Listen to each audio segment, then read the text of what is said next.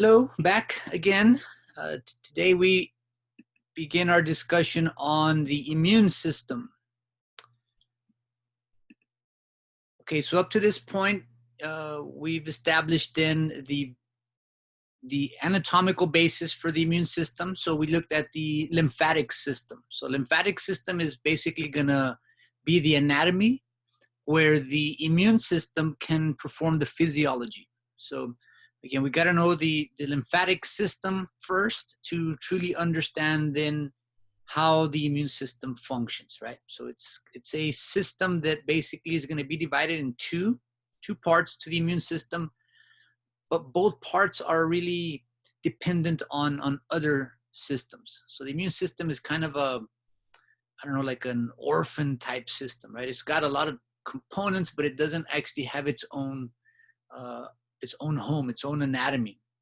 It depends on the circulatory system, depends on the lymphatic system, depends on the the others,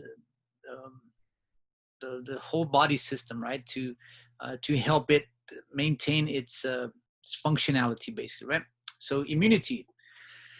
Immunity is resistance to disease. So how our body can prevent foreign invaders of getting inside, or once those foreign invaders get inside, how the body is able to destroy, to fight off those foreign invaders. So the immune system has two intrinsic systems, the innate system and the adaptive system.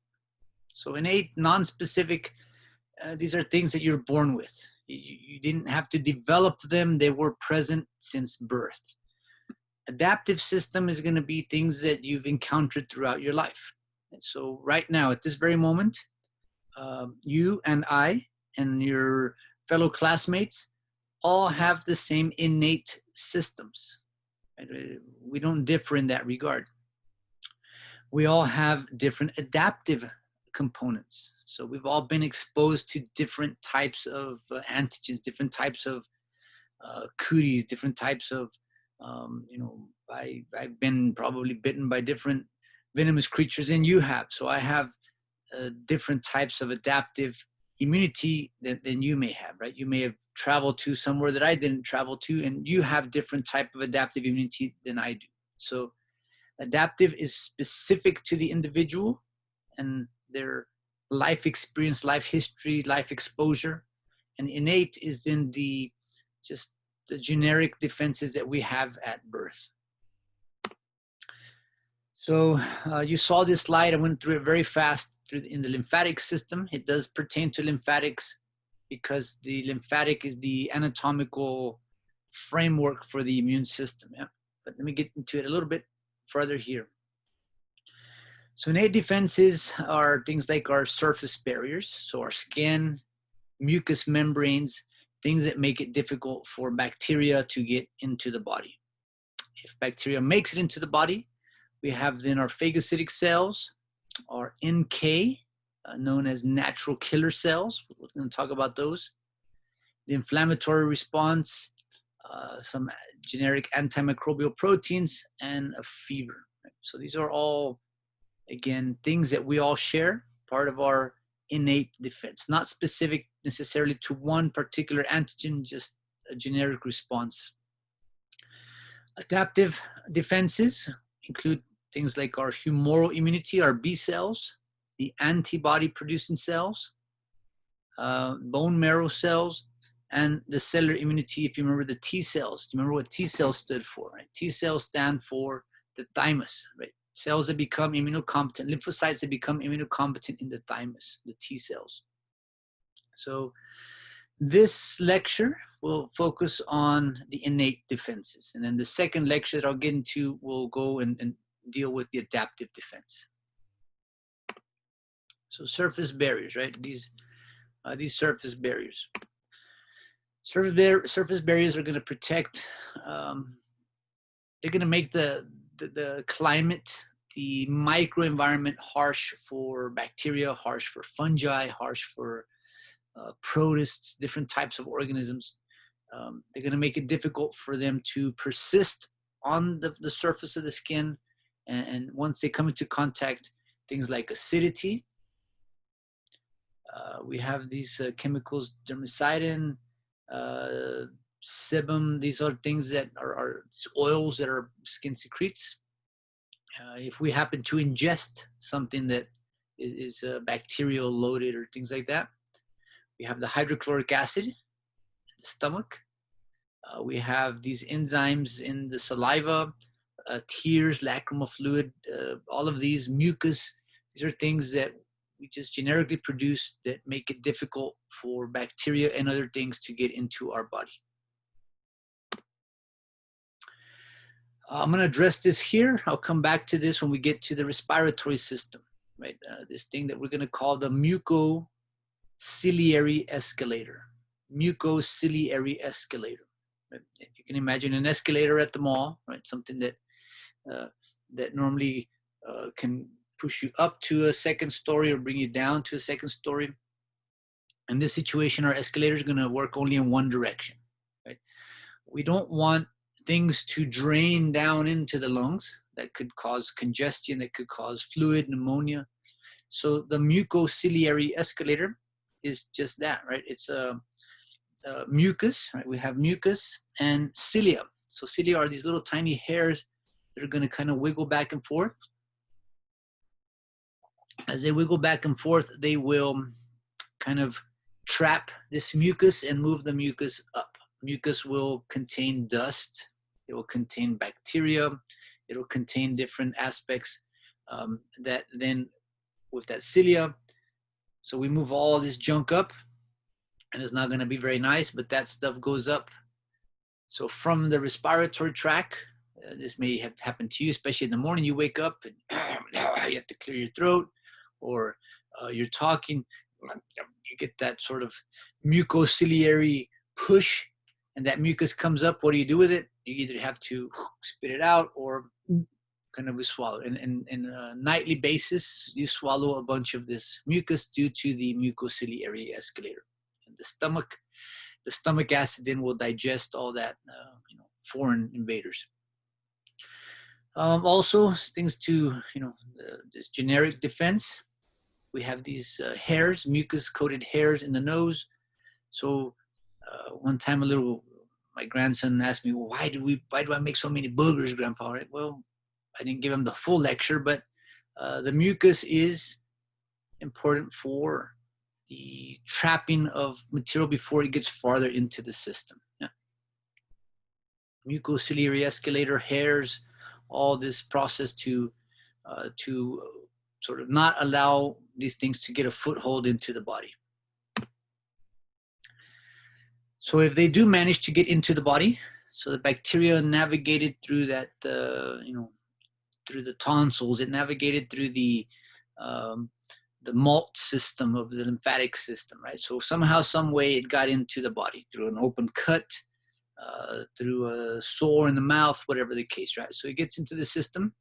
Well, we're going to have these cells that help you fight these off. These phagocytic cells, natural killer cells, the inflammatory response, antimicrobial proteins, and fever. So it's just a generic cell. The macrophages already, right? These are the monocytes that when entrained, they got bigger and tougher. So macrophages are part of these sort of phagocytic type cells. They're not specifically going after one thing or another, just whatever looks like it's not supposed to be there will be attacked. I'm not going to get into all this idea, but just so we start to make that that sort of endocytosis, phagocytosis. The foreign body is trapped with the help of those granules, those lysosomes. We then will attack whatever's there, break it down, and then spit out the damaged, decomposed part of that foreign invader there. So again, whether these cells are actually granulocytes or agranulocytes, they can still team up with lysosomes, right? Either internal or external lysosomes that come and collaborate with them. So we will have what we call a respiratory burst, and that is the release of toxic substances at a microscopic scale. So these lysosomes bring in things like peroxide. They'll release peroxide into that phagocytic vacuole. Free radicals, like from chemistry, things like oxygen, right? The sort of the not O2, but just the elemental oxygen is toxic to some of these bacteria. So it's in the realm of chemistry. We use chemicals that are fatal to these bacteria, and that's how they are destroyed. All right, so let me get into the idea of natural killer cells, right? NK, natural killer cells. These are odd cells, right? They are lymphocytes, but if you remember, and I hope you remember, I hope you're retaining all this mess, lymphocytes are agranulocytic cells. There is a huge nucleus with a little tiny cell and not a lot of space for anything else, right? Well, natural killer cells deviate early on in the lymphocytic pathway, right? And these are large cells, they're granular cells, and they're lymphocytes. So they're odd, right? We don't just call them lymphocytes. They're lymphocytes, but we specifically call them natural killer cells. Now, these cells are smart. They're really designed to not just kill at random. They're going to try to see what's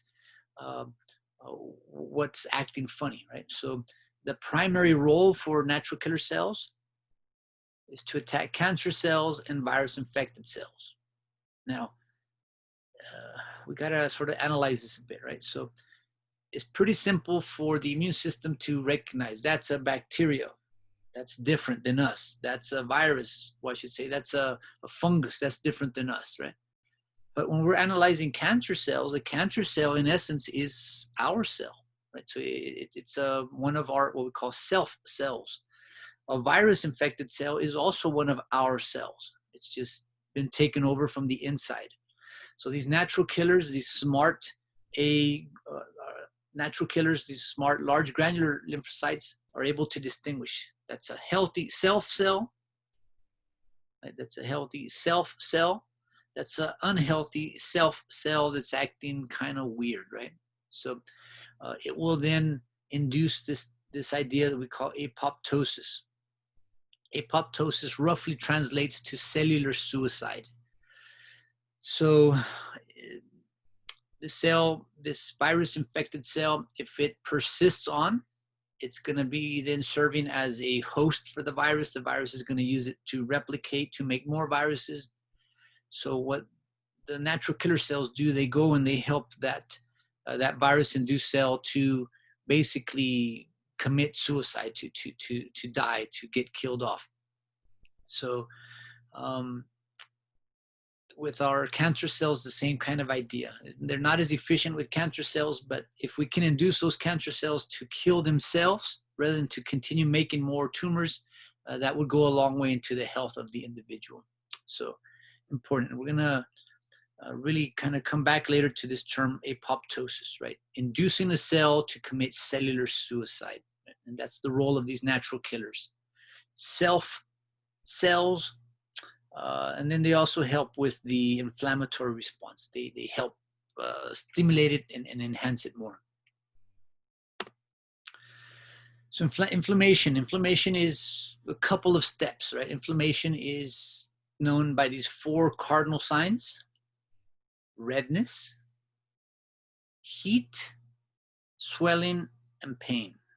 Right, so inflammation. If you think of something that's inflamed, flame that implies like a fire, like heat.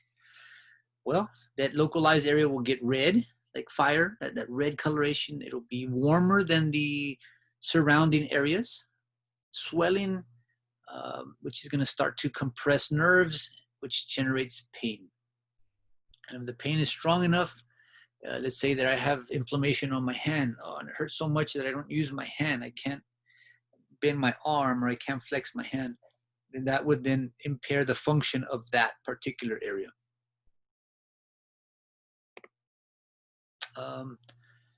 So things that will mediate inflammation. So this, in and of itself, inflammation is we can say it's not nice. It's not a good thing because it does cause pain and discomfort. But in a way, it's trying to attract attention. As they say, the squeaky wheel gets the oil, right? If something is causing so much pain and swelling, disruption, then we have to address that. The body then has to drop what it's doing and go address this acute response here. So things that will enhance again and mediate the inflammation. We talked about histamines, right? Histamine will keep the inflammation going. It's like this alarm chemical. The kinins, prostaglandins, leukotrienes, each one of these are different types of cellular signals. Particularly the kinins, this is going to be very critical for enhancing pain. So kinins, the bradykinins, these induce localized pain. They really make the nerves very hypersensitive. So any compression, any swelling makes those nerves feel even more like painful, right? So different cellular signals. A lot of pain medication, aspirin, ibuprofen, all that mess. It starts to attack histamines and it tries to minimize the effects of these kinins and prostaglandins, leukotrienes, these cellular signals, right? All these things, kinins, prostaglandins, leukotrienes are released by injured tissue. Phagocytes, lymphocytes, basophils, the histamine, and mast cells, right? So all of these are keeping that 911 call going, right? Inflammation, help, help, help, we need help, send assistance, auxilio, that kind of stuff, yeah? Complement is a little bit different, and I'll address complement here in a bit. But with all of these other chemicals, we will continue the inflammatory response. We will cause dilation of the arterioles, which kind of brings more blood flow into the area. We increase permeability. So those capillaries kind of spread out a little bit more, allowing more fluid to escape, increasing the swelling.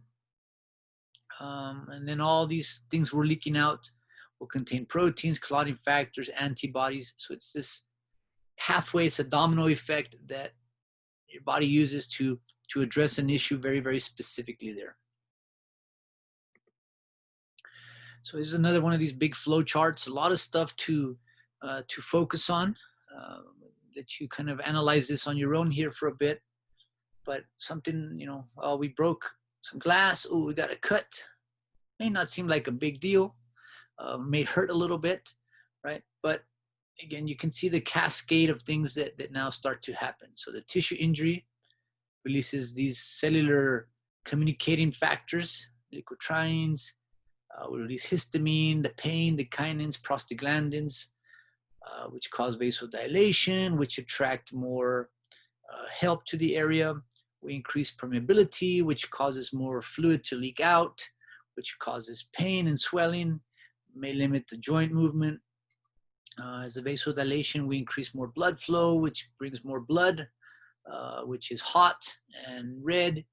And again, it affects the metabolic rate of the cells. So again, you can see all of these processes trying to, in essence, to make sure that no bacteria entered in, that things that are not supposed to be there are not there. So again, this next bit, it's a lot of vocabulary, but it's not that big of a deal per se, right? It is a big deal, but don't get lost in the vocabulary. Just kind of understand what's happening. So phagocyte mobilization. So if you remember, the phagocytic cells are hanging out in the lymphatic system. So we need to have that 911 call, right? That cell, like we call the ambulance, 911. Ambulance has to leave the station. Well, how does it know where to arrive, right? We give it a physical address. So they drive, they get to the address, they get out of the, ambulance, and they have to walk into the home so they can perform their assistance inside the home. So that's kind of what we're going to do here, right? Leukocytosis, margination, diapedesis, and chemotaxis. So it's all of these steps here, right? So 1, leukocytosis. Neutrophils enter blood from the bone marrow. So they're hanging out somewhere else. They're not in circulation. So they have to be recruited. We have to call them. So in this first step, right, all of these inflammatory chemicals send the signal. We then start to have these white blood cells enter circulation. 2, margination, they start to sense, okay, somewhere here, I think, you know, the injury is somewhere close by. So they start to cling to the capillary wall, margination, and they're then going to have to be able to leak out of the capillary wall. So they squeeze out of the capillary wall into the actual tissue. So that's that part that we call diapedesis, right? Squeezing, leaving the circulatory system, entering into the actual tissue. And then chemotaxis, kind of like a dog, like sniffing out where, you know, where to go. They track these chemical signals. Again, you remember the leukotrienes, the prostaglandins, the kinins. They track those signals so they don't go this way. They don't go this way. They go to that site of the actual injury where they can be of assistance there. Right? So all of this, leukocytosis, recruiting white blood cells to enter into circulation, margination, slowing down, sticking to the capillary wall near the source of injury, diapedesis, the white blood cell actually leaking out of circulation, going into tissue, and then chemotaxis, the actual tracking of the chemical signal to the actual site of injury. So again, lots of vocabulary, but I hope it just makes logical sense, right? How do we get these white blood cells from lymphatic system or from bone marrow into the direct point of injury? And it happens by this process here. Another one that's natural and also now being utilized in pharmaceutical sort of, you know, pharmaceutical engineering type of situations, something we're going to call interferons. Interferons, IFNs. We'll talk about complement at the end. Interferons, IFNs, are really focused on attacking viruses, right? These are communication signals, again, that make cells aware that there's a virus in the location, right? So they attack microorganisms directly and or they hinder microorganisms' ability to reproduce. So interferons. So I don't know if this has happened to you. You got some sort of email, you opened it and it damaged your computer, right? So you tell your buddies, hey, if you get this email or this message, if you get a friend request from me, it's not me, it's I got hacked or something like that. So you're giving them a warning to be on the lookout for something. Right? If you see somebody in your neighborhood walking around that looks suspicious, you may want to, you know, communicate with your neighbors. Hey, neighbors, be careful. There's some strange looking person out there. You know, watch. You know, lock your doors. That kind of stuff. Yeah? So if a cell becomes infected with a virus, that cell starts to secrete these interferons, and it lets other neighboring cells know, hey, cells, I'm kind of not doing well. Something's attacking me. Just be careful. Something's not quite right in the area. So the interferons enter neighboring cells. Neighboring cells produce antiviral proteins that block viral reproduction. So by giving them a heads up, by giving them a warning, they're then able to be ready. So when the virus attaches and tries to infect them, they're able to mount a better response, a better defense. So the bad part about this is they only work when that first cell has been infected.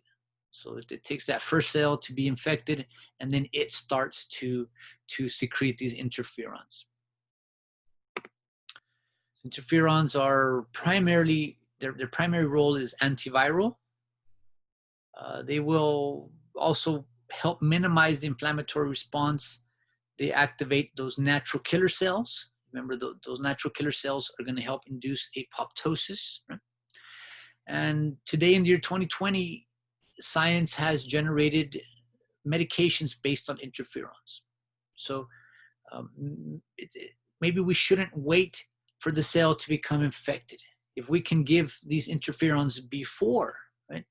These interferons can be in the system waiting for a person that's maybe at high risk.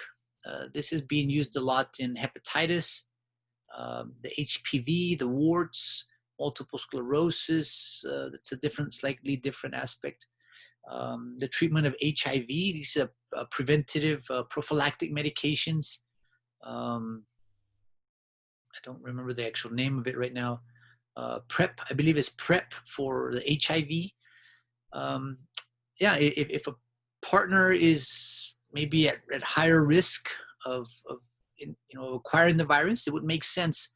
Well, let's engineer these interferons, keep these viruses or I should say, keep the cells alert to the viruses to enhance the immune response. So the virus enters into the system, tries to attack the cell. Well, that cell's waiting and ready.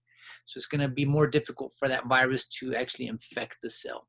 So science being used in good aspects here for the preventative medications, preventative prophylactics to prevent viral contamination, viral infection. All right, so complement, the last one here. I saved this one for the last because it's the most sort of little intricate stepwise type of innate response. So complement. Complement is not, in immunology terms, complement is not something that they tell you nice. They don't give you, oh, you look so beautiful today. You look so handsome today. Oh, thank you, right? That's not this type of complement, right? Complement is basically a series of proteins. So it's about 20 proteins that circulate throughout the blood in inactive form. And they're going to be part of these cascades, kind of like the clotting cascades. We have the complement cascade then that will basically one thing will get triggered, which will trigger another, which will trigger another, and eventually work its way out to make that last, we're going to call MAC attack type of configuration here, right? So these complement proteins are going to include complement 1 protein, complement 2, complement 3, complement 4, all the way to complement 9. Then we're going to have factor B, D, and P, different regulatory proteins. And again, these are just part of that innate system. They're not really specifically targeting anything, just anything that looks like it's not supposed to be there will be attacked there. So the major mechanism for destroying foreign substances. Complement, because it's so diverse, because there's more than 20 little components, they're going to have different parts in a lot of that innate response. So they will amplify all aspects of inflammatory response. So they enhance the heat, they enhance the pain, they enhance the redness, they enhance the swelling. So all facets of inflammation are enhanced by complement. They can kill bacteria, they can kill other types of cells. They enhance both the innate, the non-specific, and also the specific type of response. I'm not going to get into all the details here again, but there's two ways to sort of activate, two ways to get this domino effect started. This is what we're going to call the classical pathways and the alternative pathway. So again, kind of like with blood clotting, we started over here, intrinsic, or over here, extrinsic, but then they unite in a shared area, and then we have a singular type of pathway from there. That's going to be very similar to these pathways here. So complement activation, each pathway involves activation of proteins in an early sequence. Each step catalyzes the next. And again, both pathways will converge. So we start over here, but they both converge on this shared complement protein that we call C3. So C3 is the shared sort of unifying molecule, unifying protein of both of these complement pathways. So C3 will then break in half into C3A and C3B, and then we trigger some further responses. So again, visual picture. I think this is going to help more than all those words here, right? So here we have our classical pathway, which starts with C1. We have our alternative pathway, which starts with some of these stabilizing factors, right? So C1, C4, C2 trigger their way down to C3, right? These alternative pathways trigger their way down to C3. C3 will break in half. C3A, which will enhance inflammation. C3B, which will work on this concept that we call opsonization. Right? Opsonization, imagine something is very smooth. Right? Imagine a coffee cup, it's just very smooth with no handle, right? So maybe it might be too hot to pick up, might be too difficult, too slippery to pick up, but if you put a little handle on it, it makes it a lot easier to grip. So C3B acts as a little gripping, a little source for contact, easier to hold on, easier to grip a bacteria or some foreign particle. So that's what we call opsonization. So C3B will coat surfaces, make them more sticky, make them more grippable, where other immune components can attach easier. Opsonization. That's one part of what C3B does. C3B also triggers the rest of the pathway, right? C5B, C6, 7, 8, and 9. C5A also goes and triggers more chaos, more inflammation. But when we get to C9, I should say C5B through C9, these start to make what we call the MAC, the membrane attack complex. So if you can visualize this picture, here we have a plasma membrane of a bacteria. So what the MAC does, it basically like is shot in through that membrane, and another one is shot into the membrane, and we keep shooting these proteins in through that membrane, and we make this pore. So once we make this pore, all of the cytoplasm of the bacteria can leak out. A lot of immune components can leak in, and it basically it will kill that bacteria. It's like me, or I don't know, some defender coming and basically breaking down the door, right? So now that we don't have a way of keeping that membrane closed, the door is broken, we break through the window, we break through the door, and now it's easy access to the inside of that cell. That's that membrane attack complex. I'll upload a video that it's not great, it's simplified, but it does show the process of that membrane attack complex, right? The MAC attack. So complement activation, the final goal of complement activation, the whole purpose of all this mess is to make that membrane attack complex, right? That's the whole point, right? And why do we need that membrane attack complex? Because we want that cell to be destroyed, right? We want cellular lysis of the bacteria, of the fungal cell, whatever's not supposed to be there. So we know complement activation will enhance inflammation, it'll promote phagocytosis, and once we have that MAC, it causes cellular lysis by inducing a massive influx of water. Other components go in there and destroy the cell kind of from the inside out. And again, C3B, important in opsonization, and C3A in enhancing inflammation. So a lot of stuff to deal with, but don't lose track of the big thing, right? The big idea. We're just trying to kill things that are not supposed to be there. And lastly, I suspect all of you have at some point in your life undergone a fever, right? A fever is a very generic response to something foreign, right? So a systemic response to invading microorganisms. We have these chemicals in the body that we call pyrogens. Pyro in Greek terms meaning fire, right? So heat. So pyrogens are gonna kind of change the thermostat, and they're gonna make the body temperature work its way up. So they diminish the normal homeostatic point, and they shift normal homeostatic temperature up a little bit. Right? And that is a response, right? This induced fever has a couple of roles, right? So high fevers are bad. We don't want really high fevers because, again, we can start to denature our enzymes, denature our proteins. But moderate fevers are okay. They cause the liver and spleen to sequester iron. So that spleen, we know, processes iron from red blood cells, old damaged red blood cells. Well, that spleen holds on to iron a little bit tighter as temperature increases. Right? Zinc is also sequestered. It's held on a little bit tighter, not made available to bacteria. Increased temperature also speeds up metabolic rate. So fevers either induced naturally by infection, things like that, or maybe you like to run, maybe you like to exercise.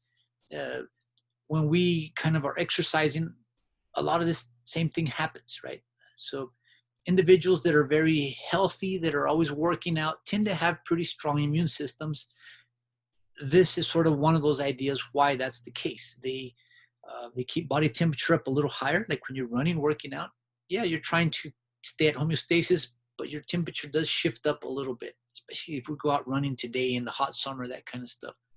So this idea of increasing metabolic rate, helping the body be more efficient, sequestering zinc, sequestering iron, all that makes it a very difficult environment for bacteria to reproduce in. So with that, again, that will conclude our discussion on the innate system. So we've covered surface barriers, our phagocytic cells, natural killers, inflammation, antimicrobial proteins, the complement, and fever. So again, that's half of our discussion on the innate system. This one's easy. The next one's going to be a little bit more intricate, but we'll address that with our next show. So let me get this one stopped here. So keep an eye out for the next video and soak all this in. I'll also upload a couple of YouTube animation videos that might help you with complement and just understanding some of these components as well. All right, so you'll have a good one for now. I'll see you next time.